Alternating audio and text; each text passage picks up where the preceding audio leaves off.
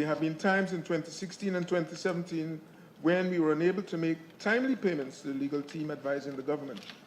This is an undesirable situation. It is the responsibility of the Minister of Foreign Affairs to make sure that those payments for services contracted by the ministry are made according to the terms of the contract.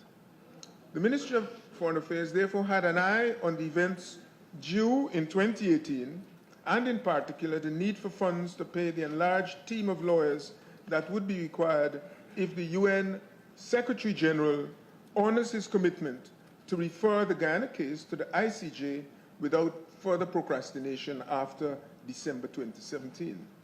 I understand that the cost of a similar UNCLOS case involving Suriname was over $10 million US. Faced by the existential importance of the ICJ case, and given that the case had not yet been referred to the SG, the Ministry of Finance advised that monies be held separately and securely until such time as the government is clear as to when those funds would be needed. Out of concern that when it was time to pay for these critical services, the Minister of Foreign Affairs advised the President that arrangements be made to set aside sufficient funds to make the payments.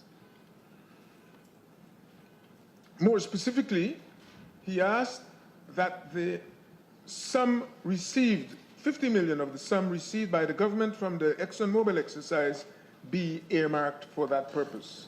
Let there be no doubt, therefore, Mr. Speaker, that those who would challenge us in the court would have been very pleased at the airing of this controversy by Guyana and by Guyanese themselves.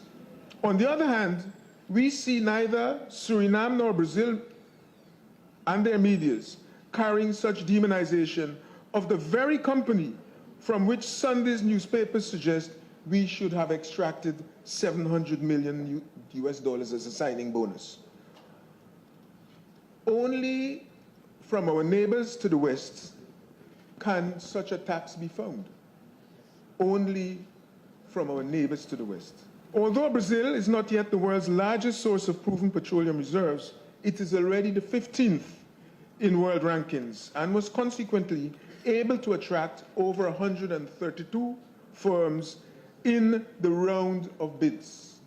More significantly, however, the obvious difference between that neighbor and Guyana is the absence of the shadow of a neighbor claiming practically all of their waters offshore, in which their enormous reserves have been located.